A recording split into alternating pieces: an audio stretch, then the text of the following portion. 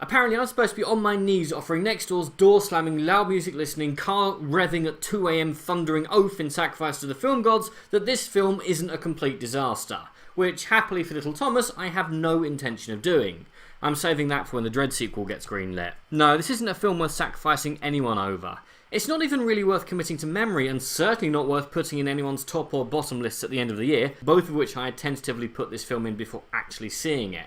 Which is incredible given all the backstage drama which has been played out in full view of the world's media, and whilst I find it personally interesting, it is completely irrelevant in the context of whether or not this is a good way to spend 135 precious, irreplaceable minutes of your brief, irrelevant spark of existence. Anyway, Solo, a Star Wars cash grab, is the second anthology film set roughly 10 years before A New Hope, and shows how Han Solo meets both Chewbacca and Lando Calrissian, gets his gun and the Falcon, and gets told to do a lot of stuff, ranging from shooting and driving things to driving things and shooting. In other words, it's a load of answers to questions that I don't recall anyone asking, being presented in a heist film, desperately hoping that if it keeps running fast enough, we'll be so high on our sugar rush and love for the Star Wars universe to notice that you've seen this film done before and better. Hell, in a few months it's going to be called Oceans We Have No Faith in This Film, so we're going to attach it to an established franchise. Which isn't a very punchy title now I come to think of it. Back with Solo, a Star Wars license to print money, we find that film trying to do something to justify its existence by, putting together a really good cast? I mean, it's directed by a legend in Ron Howard. The other two are credited as executive producers. Stars Daenerys Targaryen, Paul Bettany, and Woody Harrelson, all of whom have interesting characters that they try and bring depth to, but the camera keeps focusing on some bloke who was in a Coen Brothers movie once.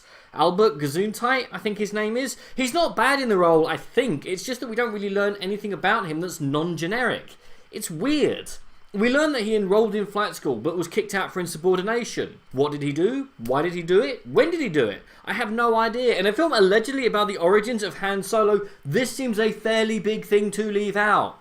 But then again, it probably didn't involve explosions and therefore is not worth showing, because an edict has come down from on high that any scene which might lead to more than 5 sentences of dialogue in a row has got to go. This really is film as video game. But I'll give Solo, Star Wars' creatively bankrupt this. It's never boring or dull. Every penny of the allegedly $250 million budget is on the screen, but it hurtles from set piece to set piece so quickly that we never get a chance to take stock, to understand what our characters are doing, or even how or why they're going to do it. It's simply set piece, 2 minutes in a spaceship, or 5 watching Paul Bettany trying and failing to chew the scenery in his performance as crime boss, then back to another set piece, which is predictable, full of CGI, lacking in tension and emotional impact, before off we go again. Trimming 10 minutes off the fight scenes and giving them to people would have helped no end. I mean, I liked that there were a lot of practical effect creatures in this film, all of them unique and distinctive, and I thought a few of the sets were pretty cool. I mean, I would have enjoyed having more than 2 seconds to see each of these sets, but the film's in too much of a rush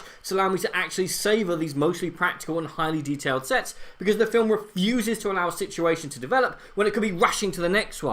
As it was, I sat, watched it, checked to see how many directors it was credited with, and then left.